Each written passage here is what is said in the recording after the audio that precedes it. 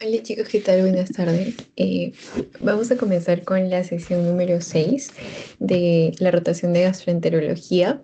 Bueno, hoy vamos a abarcar un tema muy frecuente en las preguntas de examen y sobre todo las complicaciones, que es la siguiente clase, complicaciones de la cirrosis, donde vamos a abarcar encefalopatía y ascitis. Estas tres clases se correlacionan y es importante que sigamos la linealidad del tema porque hay varias preguntas acerca de este tema. Ok. Entonces, bueno, vamos a comenzar.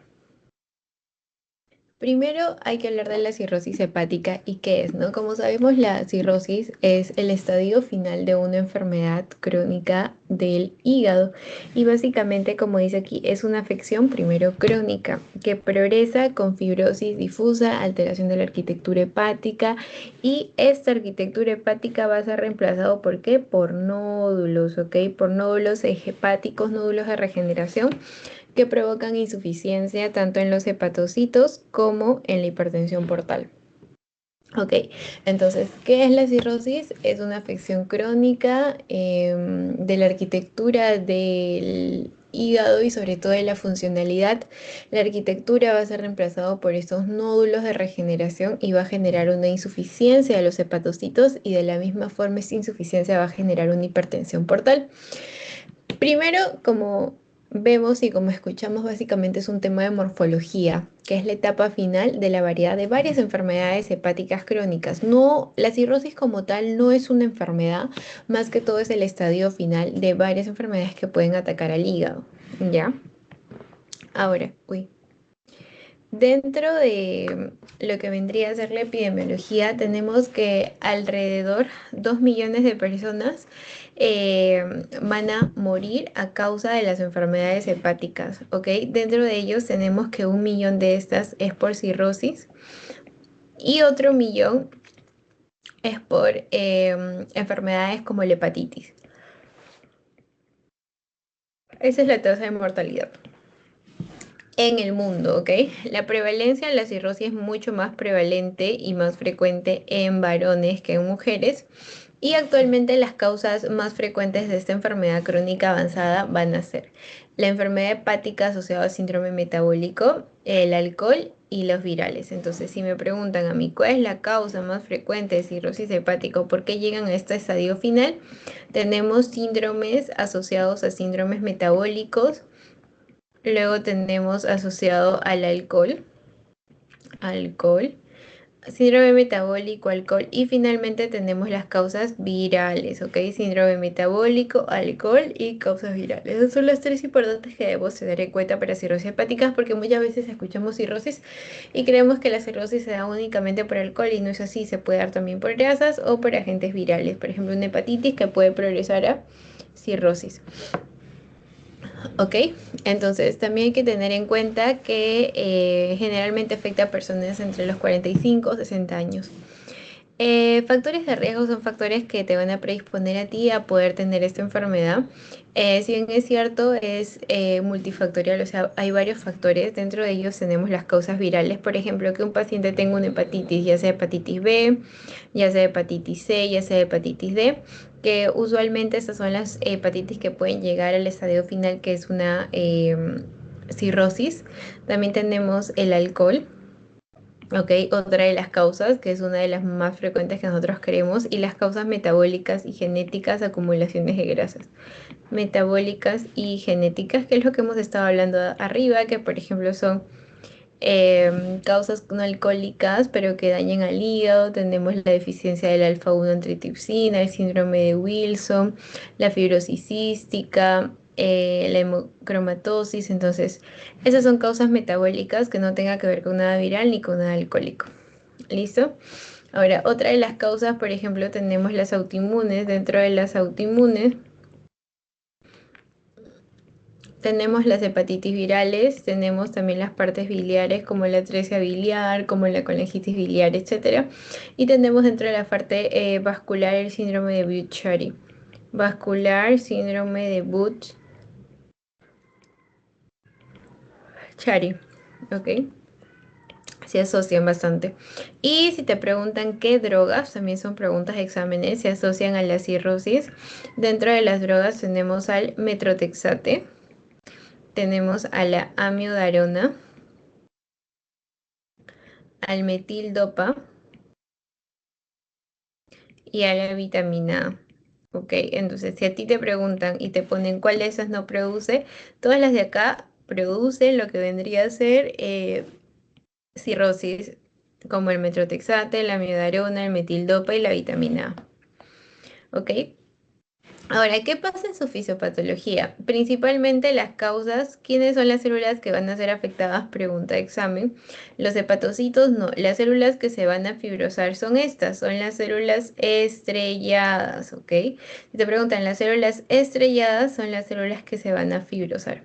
¿Y dónde se encuentran las células estrelladas? Se encuentran en el espacio de dice, espacio de dice, ¿ok? Y este espacio de dice se encuentra entre las células hepatocitas y las células endoteliales. Si te preguntan cuáles son las células que se van a fibrosar, son las células estrelladas que se encuentran en el espacio de dice. Ahora, la función de nuestro hígado, pues básicamente es la depuración, la producción de bilis, etcétera. Y también van a activarse, por ejemplo, las células estrelladas de manera progresiva, depende de los factores agravantes que estén dentro, por ejemplo, las diferencias en los miofibroblastos, los cuales poseen diferentes capacidades como proliferativa, también tienen capacidad fibrinógena y contráctil. ¿Listo? Entonces, básicamente, como ven en la imagen, vemos los diferentes, la diferencia entre un hígado normal y un hígado de cirrosis. Vas a ver que van a tener estos dos depósitos adicionales que son depósitos de colágeno en los espacios de Dice. ¿Ok? Entonces, la formación de estos nódulos de regeneración que hacen ver chiquito a nuestro hígado son producto de que el hígado se encarga de sanar ese daño. ¿Ok? Entonces, el hígado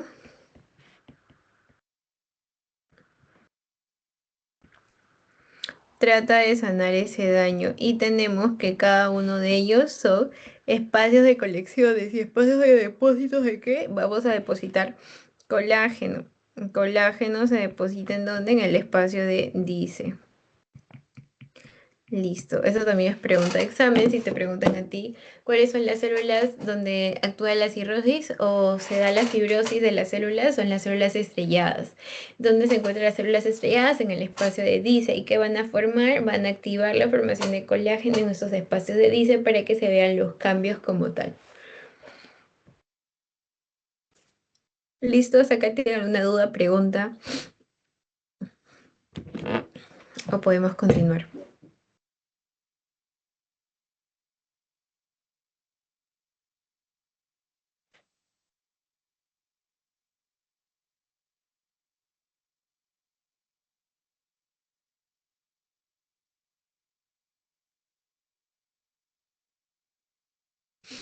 Bueno, al parecer todo quedó claro. Entonces, como para ir recordando un poco más, ustedes saben que la cirrosis, el mecanismo más frecuente y que por el cual se dan todas las complicaciones es la hipertensión portal, que puede generar desde microcirculación intestinal espláncnica hasta traslocaciones bacterianas, ¿ok? Daños en los tejidos, etcétera. Que bueno, al final vamos a tener complicaciones como las varices esofágicas, generando hemorragia digestiva, tenemos el asitis, que es uno de los síntomas con los que vienen los pacientes, que sienten que el estómago está, la panza está más grande de lo normal, el paciente se siente disneico, etcétera. ¿Ok? Y bueno, eso básicamente. Ahora aquí vamos a hablar de cada uno de estos mecanismos fisiopatológicos.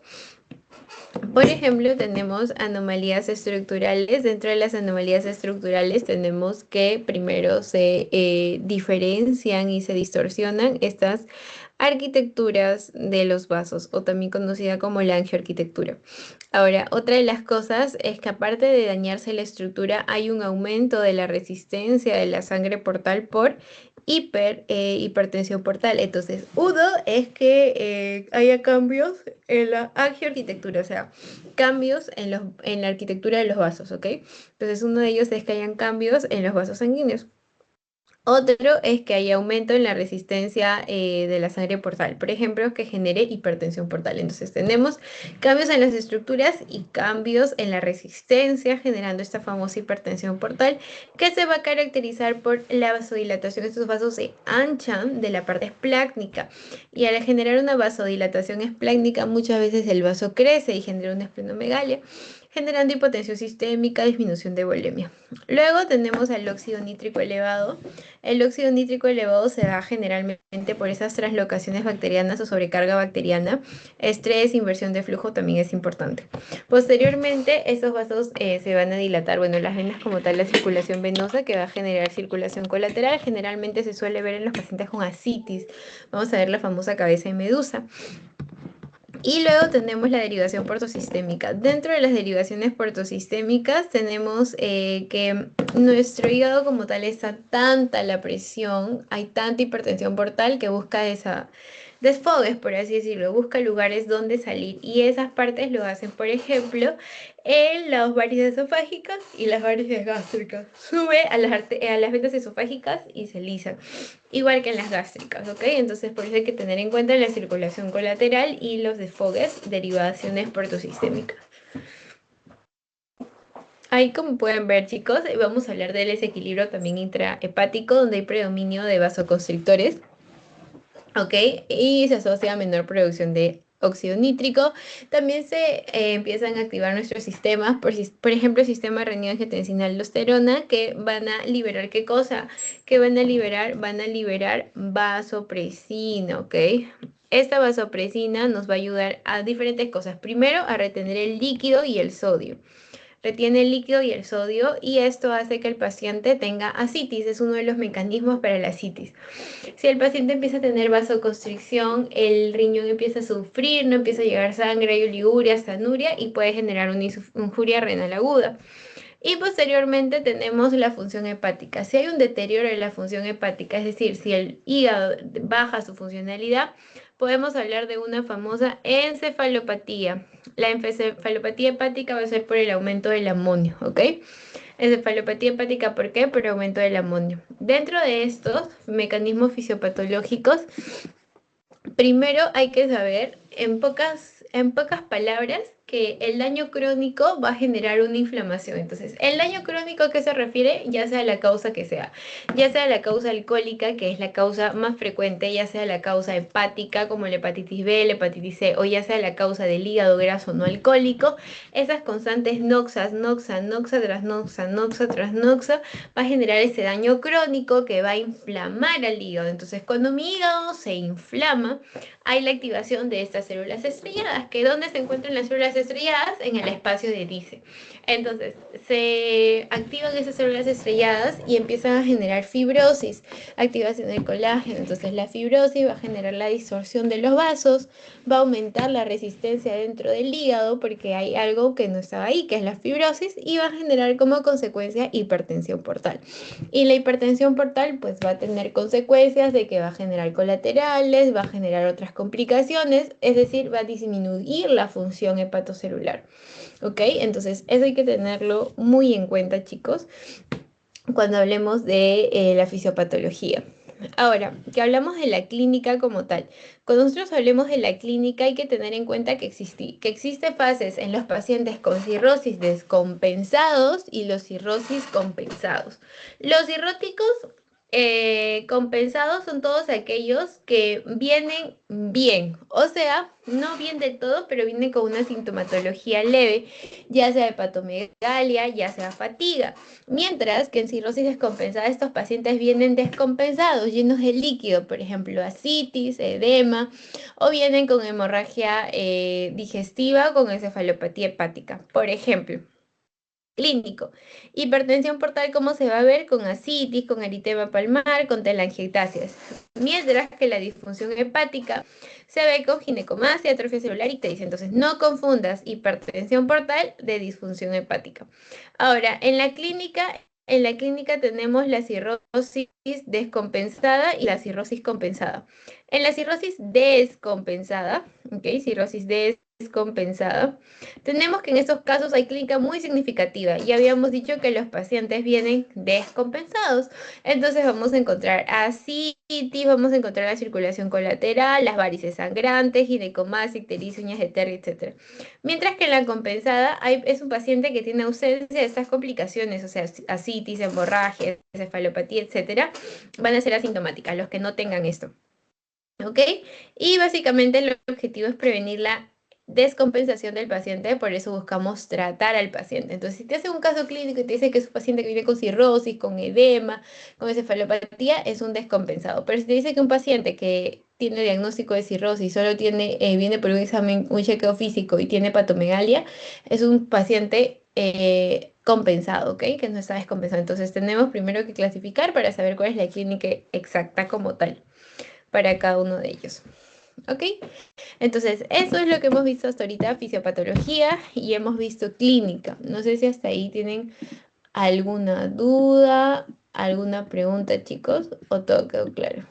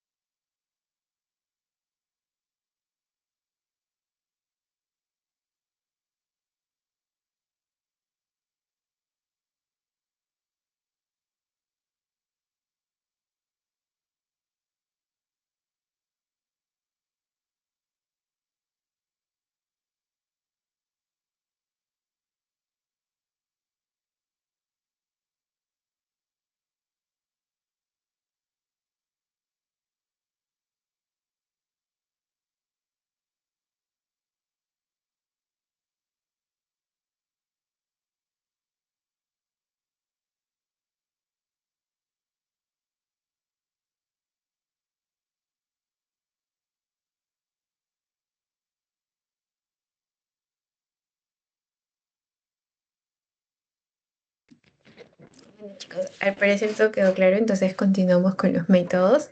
Dentro de esto tenemos los métodos invasivos. Para poder diagnosticar cirrosis tenemos dos opciones, invasivos y no invasivos. Obviamente que dentro de los invasivos tenemos el gold estándar que vendría a ser la biopsia. La biopsia para el diagnóstico de cirrosis, sin embargo, solo se va a indicar en los casos que no puedan definirse bien cuál es la causa o cuál es el grado de fibrosis. Tenemos diferentes tipos de biopsia, por ejemplo, tenemos las biopsias percutáneas, tenemos las biopsias transyugulares y de la misma forma tenemos las mini laparoscopías. ¿Ok? Entonces, esta biopsia nos va a poder permitir, por ejemplo, identificar múltiples enfermedades del parénquima hepático. También podemos pedir pruebas no invasivas como función hepática, entre otros. Mientras que en los métodos no invasivos, por ejemplo, tenemos la elastografía hepática. La elastografía hepática o el FibroScan determina la elasticidad del tejido hepático. Y entonces, al permitir ver cuál es la elasticidad, si es que hay menos elasticidad, podríamos hablar de una cirrosis en cuestión de ondas de ultrasonidos. Por ejemplo, tenemos dos tipos de ondas, tenemos la onda pulsátil vibratoria y tenemos la onda de ultrasonidos. La onda pulsátil penetra encima del tejido hepático, mientras que el ultrasonido capta la velocidad y lo propaga a la primera onda, ¿ok? Esos son los no invasivos. Luego de nosotros poder identificar lo que vendría a ser la cirrosis, tendríamos que determinar la etiología, es decir, la causa, porque como habíamos dicho, no solo es por causa alcohólica, sino también puede ser por causa metabólica o causa virales. Eliminar este factor causante, por ejemplo, en el caso de que sea un paciente alcohólico, eliminar el alcohol y tratar de promover un estilo de vida saludable y un tratamiento, obviamente, para la cirrosis, que ya sería una enfermedad crónica irreversible. ¿Ok? Ahora, esto es muy importante que yo quiero que sepan porque en muchos de los casos clínicos van a hacer el tratamiento según si el paciente está compensado o descompensado. El paciente compensado, bueno, vamos a prevenir que el paciente se descompense, obviamente. Entonces, ¿qué vamos a utilizar? Vamos a utilizar beta blocks. Beta blocks para disminuir, ¿qué cosa? Para disminuir la hipertensión portal. Eso es importante. Luego de la compensada tenemos a quién, tenemos a la descompensada y en la descompensada siempre debemos recompensar. Por ejemplo, tenemos la paracentesis y los beta bloqueadores. Entonces, paciente descompensado, un paciente con ascitis. Entonces, ¿qué le haces al paciente con ascitis? Le haces una paracentesis. Ok, y también podemos dar beta bloqueantes. Entonces, ¿cómo identificarlo? Les puse ese cuadrito para poder identificar mejor a los pacientes con cirrosis. Tenemos a la compensada, es cuando el hígado aún conserva sus funciones, por ende las manifestaciones clínicas no van a ser evidentes, pero sí van a haber cierta pérdida de peso. Se detecta de manera incidental con exámenes de laboratorio, exámenes físicos e imágenes, y detectarlo un tiempo puede prevenir que el paciente llegue a esta época, a la descompensación. Entonces lo que buscamos es que el paciente no se descompense. Recuerda que el paciente puede presentar ictericia, puede presentar edema y algunas complicaciones como ascitis, como encefalopatía y como sangrado varicela. Entonces, ¿qué hacemos? El hígado que presenta, el hígado presenta ictericia, el hígado presenta edema. Y dentro de las complicaciones, nosotros vamos a ver ascitis, encefalopatía y sangrado. Basta que venga con cualquiera de estos, vamos a hablar de un paciente descompensado. ¿Ya? Entonces, quiero que se me entienda un poco. Ya sabes que la fase compensada, paciente con fatiga, con hepatomegalia, pero sin ascitis, sin hemorragia ni sin encefalopatía. Cualquiera de estas tres palabras ya nos habla de un paciente descompensado: ascitis, encefalopatía y hemorragia digestiva. Ahora, signos clásicos que te van a poner en tu examen, por ejemplo, que el paciente tenga esas arañas vasculares en la nariz, que tenga el eritema palmar o la mano hepática, así la llama. Muchas veces que tenga ginecomastia, circulación colateral que vendría a ser la cabeza de medusa y esplenomegalia. ¿Ok? ¿Qué más? ¿Qué más es importante hablar? La historia natural de la cirrosis, como puedes ver en esta imagen, todo va a comenzar con una hepatopatía crónica, un daño crónico. ¿Y cuál puede ser ese daño crónico? Ya sea alcohol, ya sea cualquiera de esas cosas, ¿ok? Pero hay una hepatopatía crónica. Entonces, el paciente que va a desarrollar, el paciente desarrolla cirrosis. Entonces, Viene mi paciente con esta hepatopatía crónica y se vuelve cirrótico. Entonces, la cirrosis está compensada en un principio, porque el hígado aún está funcionando. Pero ¿qué pasa cuando el hígado deja de funcionar? Entonces la cirrosis se va a descompensar y al descompensarla, ¿qué vamos a encontrar? Vamos a encontrar hemorragia, vamos a encontrar ascitis, vamos a encontrar encefalopatía e ictericia. Hemorragias, ascitis, encefalopatía e ictericia. Y esto va a hacer que el paciente se convierta en una cirrosis de tipo descompensada. Ahora, si el paciente viene en una cirrosis descompensada, nosotros tenemos que tener cuidado por la recurrencia de la hemorragia, por el síndrome hepatorrenal y por la citis refractaria, ¿ok? Cuidado con eso, ya sabemos, recurrencia de hemorragia, síndrome hepatorrenal y ascitis refractaria. Y finalmente va a surgir a una muerte por trauma hepático, ¿ok? Una muerte, ¿por qué? Una muerte por trauma hepático. Entonces, recordemos que todo paciente que venga con una noxa puede generar una cirrosis crónica, una cirrosis como tal, que es una enfermedad crónica, pero la diferencia es que una puede estar compensada al inicio y si es tratada, pues evitamos las descompensaciones, que es lo que queremos evitar, que un paciente venga con hemorragia, que venga con ascitis, que venga con edemas, ¿ok? Y bueno, recuerda que en cualquiera de estos se puede desarrollar también un carcinoma hepatocelular, es un factor de riesgo. Entonces, como ves aquí, si tenemos cirrosis descompensada, casi siempre van a tener ascitis, hemorragias, varices. En cambio, en la cirrosis compensada, todo es no en el estadio 1 y en el estadio 2, el único sí es las varices, todo lo demás es no. ¿Ok? Y aquí están las supervivencias a un año. Hasta aquí no sé si tienen alguna pregunta, alguna duda, chicos, acerca de cirrosis.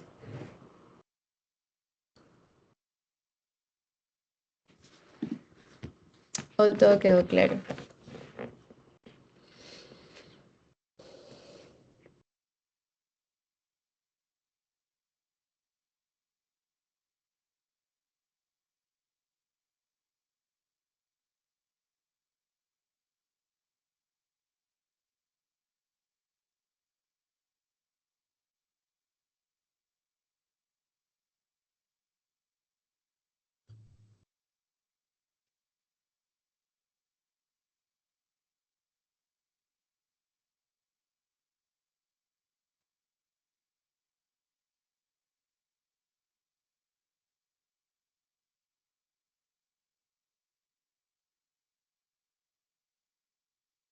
Ya, listo, chicos. Entonces, todo quedó claro respecto a este tema. A ver, vamos a continuar con algo que también he visto que les preguntan bastante, que en el repaso también lo van a ver, que es el Child-Pugh. El Child-Pugh es la cirrosis batea del hígado. ¿Qué significa batea? La batea es B de bilirrubina, A de albúmina, T de tiempo de protrombina y las complicaciones, encefalopatía y ascitis. Entonces, todos estos van a ser valores de laboratorio y estos, ¿qué van a hacer? Van a ser complicaciones. Entonces, bilirrubina menor a 2, un punto. De 2 a 3, 2 puntos. Y de 3 puntos mayor a 3. ¿Qué te van a preguntar? Básicamente te van a preguntar cuáles forman parte del Child-Pugh. Ya sabes, bilirrubina, albúmina, tiempo de protrombina, encefalopatía y ascitis. Puntajes. Child A, Child B y Child C. El Child A es de 5 a 6 puntos, el Child B es de 7 a 9 puntos y el Child C es de 10 a 15 puntos. La supervivencia de un año va a ser la diferencia. El Child-Pugh me quiere ver la supervivencia al año del paciente, es lo que mira. Mira el pronóstico al año. Entonces, el Child C obviamente que tiene de 10 a 15 puntos tiene el mayor riesgo, mientras que los otros son leves. El Child B de 7 a 9 y el Child A de 5 a 6. Ese es el Child-Pugh. ¿Ok? Entonces, dicho esto, aquí podemos ver una imagen donde vemos la cirrosis compensada que tiene sus nódulos regenerativos y que depende porque la de tipo 2 va a tener varices y la de tipo 1 no tiene varices, mientras que cuando ya pasa una descompensación vamos a tener que hay ascitis y que hay hemorragias variciales, siempre y cuando la presión, el aporte esté mayor a 12 y ascitis mayor a 10. Luego ya llega la parte total de la descompensación y de la muerte, donde ya son recurrentes hemorragias variciales, esos pacientes que vienen cada rato a emergencia porque ya están en hematemesis, o también cuando ya es un tratamiento refractario a ascitis, entre otros. Ya esta es la etapa final que ya va a llegar finalmente a una muerte. A una muerte, muy bien. Entonces, chicos, ¿hasta ahí tienen alguna duda, alguna pregunta acerca de cirrosis? Si no, para ya dar el último resumen de cirrosis para que les quede un poco más claro y podamos pasar con las preguntas.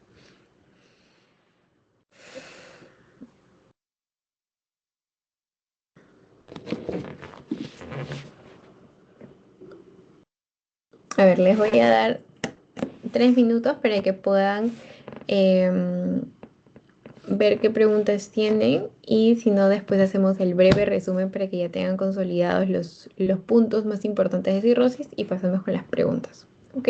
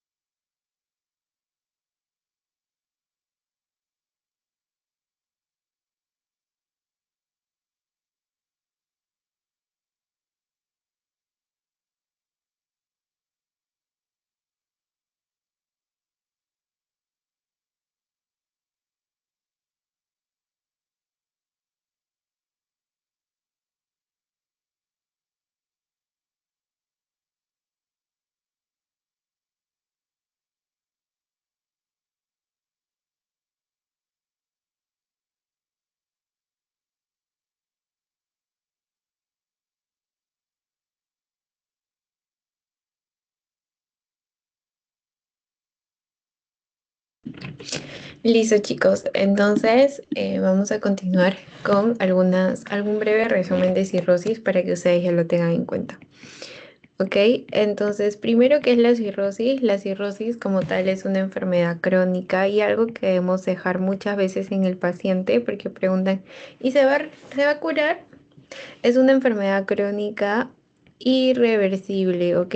Ya no hay vuelta atrás después de llegar al estadio de cirrosis, pero sí se debe tomar el medicamento para evitar las descompensaciones. Eso es lo que buscamos en el paciente. No buscamos que el paciente se cure porque ya no hay cura, pero sí buscamos que el paciente evite descompensarse, ¿ok? Entonces, ¿qué vamos a evidenciar en esta enfermedad crónica irreversible del hígado? Pues vamos a ver primero que el hígado deja de funcionar, hay una alteración por causa de su arquitectura, alteración de la arquitectura del hígado, ok, ese es primero, arquitectura. Luego también tenemos los famosos nódulos, los nódulos de regeneración y la fibrosis. Ahora, si a mí me preguntan quiénes son las células que se van a fibrosar, son las células estrelladas. Y estas células estrelladas se encuentran en un espacio que se llama el espacio de Dice, ¿ok?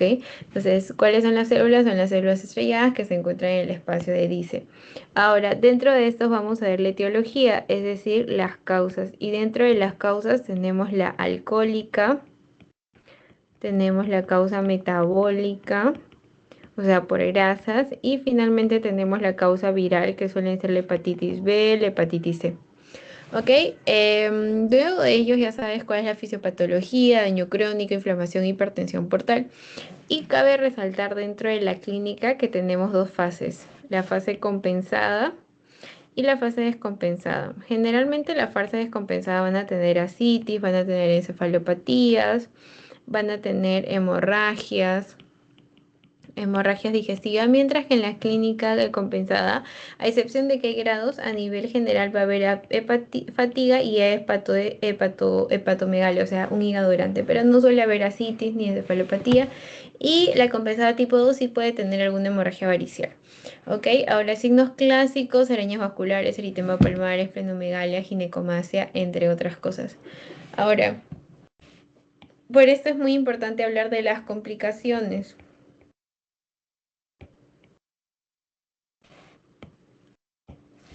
¿Cuáles son las complicaciones que vamos a tener acá? Tenemos la hipertensión de tipo portal, tenemos la ascitis, ¿qué más tenemos? La peritonitis bacteriana espontánea. ¿Qué es la peritonitis bacteriana espontánea? Es una infección de ese líquido acítico.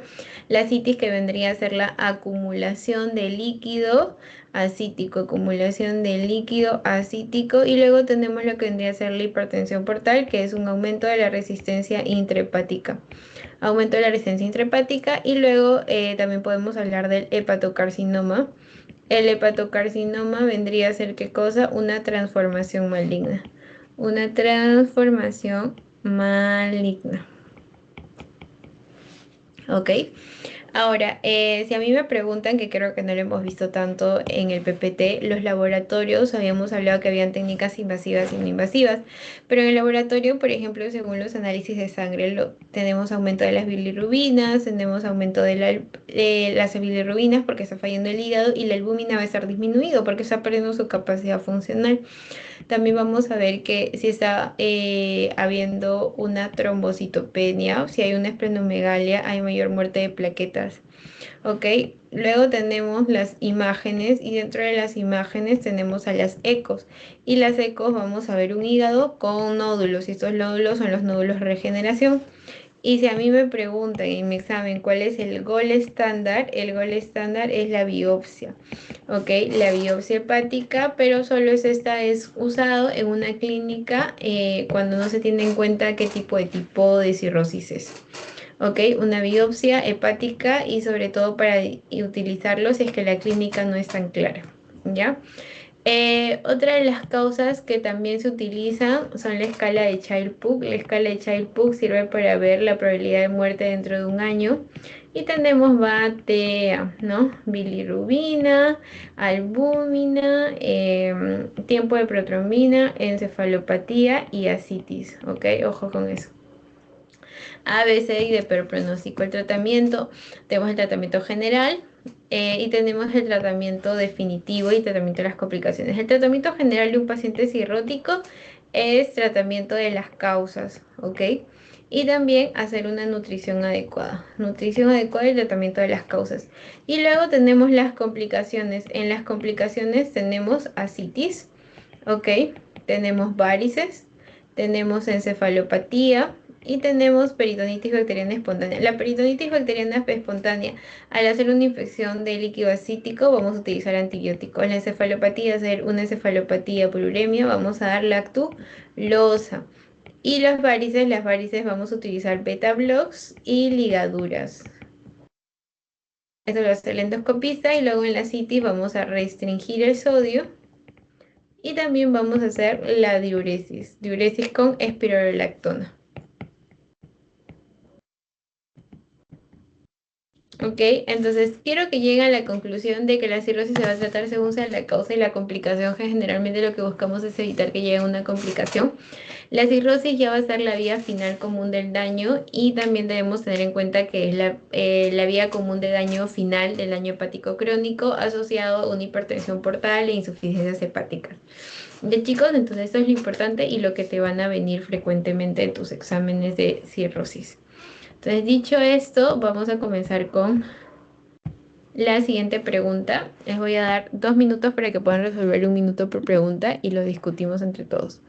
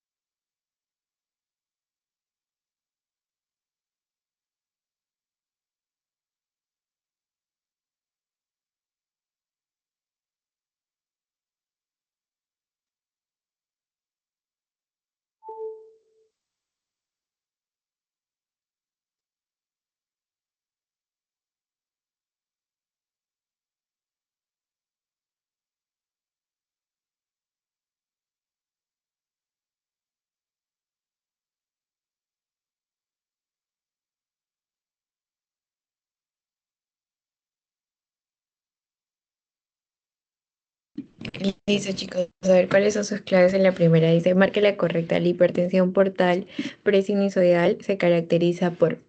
Primero, hay que tener en cuenta que si te dicen presinusoidal, ocurre antes de las sinusoides hepáticas. Entonces, generalmente tiene que estar relacionado con las arterias, con las venas, ¿ok? Con el sistema circulatorio.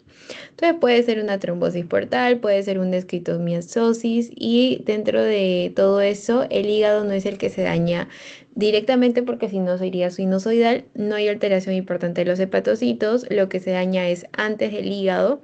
Entonces, si es que este es el hígado y es presinusoidal, vendría a ser a la circulación antes de y no se dañaría el hígado como tal, entonces el hígado está en perfectas condiciones. ¿Cómo va a estar la función hepática? La función hepática va a estar normal. Insuficiencia hepática no va a haber, no va a haber y tampoco va a haber. El hígado va a estar normal porque es presinusoidal. ¿Ok? Entonces presinusoidal es una hipertensión portal, pero que no va a tener insuficiencia hepática. ¿Ok? ¿Quedó claro? Y luego tenemos el número 37 que dice que es un varón de 67 años que tiene antecedentes de cirrosis hepática Child C, que significa Child C, que está muy alto riesgo.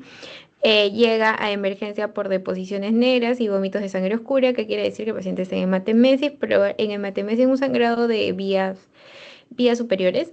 Diagnóstico más probable y la conducta a seguir. ¿Qué es lo primero que vamos a pensar? Una hemorragia digestiva alta.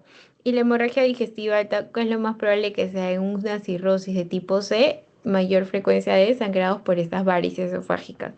Hemorragia digestiva por varices esofágicas, hemorragia digestiva por varices, hemorragia digestiva, todos tienen hemorragia digestiva por varices esofágicas.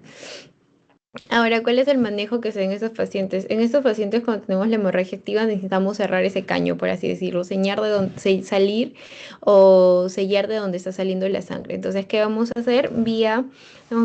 Tenemos dos vías, vía farmacológica y vía endoscópica. La vía farmacológica podemos utilizar octretride y algún fármaco antibiótico para evitar una infección bacteriana. Tenemos la ceftriaxona. Entonces, octreotida es ceftriaxona, pero vamos a utilizar una endoligadura. La endoligadura es la primera opción. ¿Por qué ya no la escleroterapia? Porque la escleroterapia ya no es primera opción.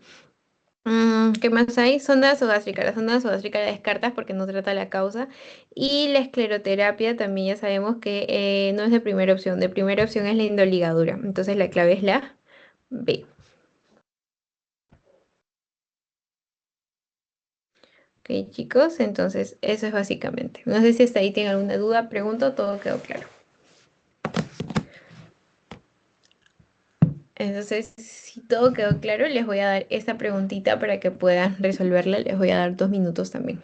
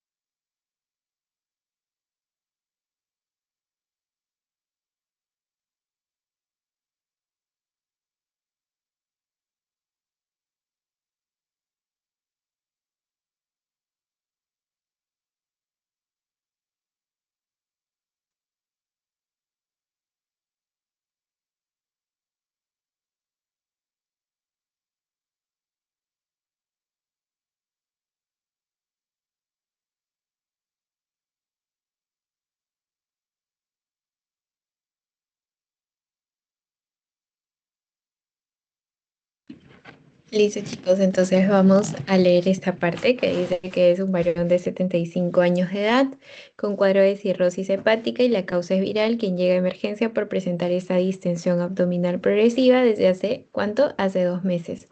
Usted determina que es una citis qué grado, ascitis 2, según las características del paciente, cuál es el tratamiento correcto.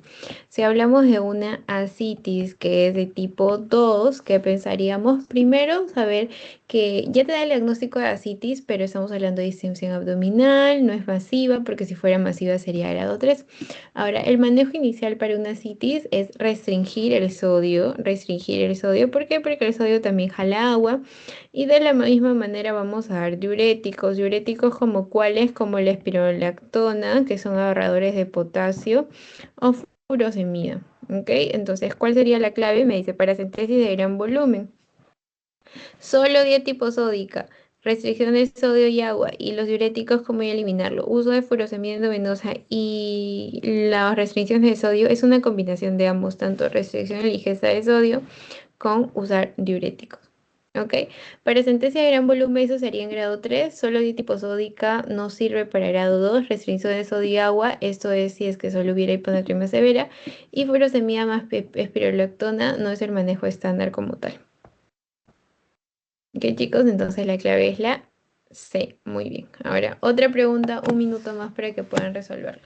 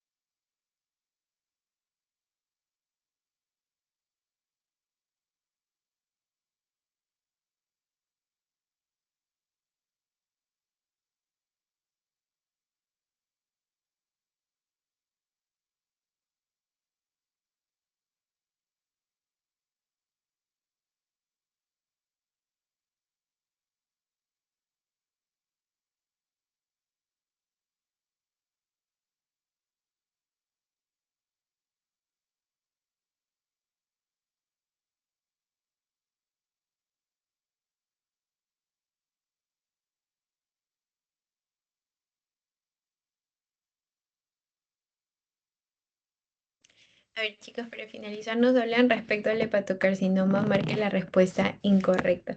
Como sabemos, el hepatocarcinoma, ¿qué es?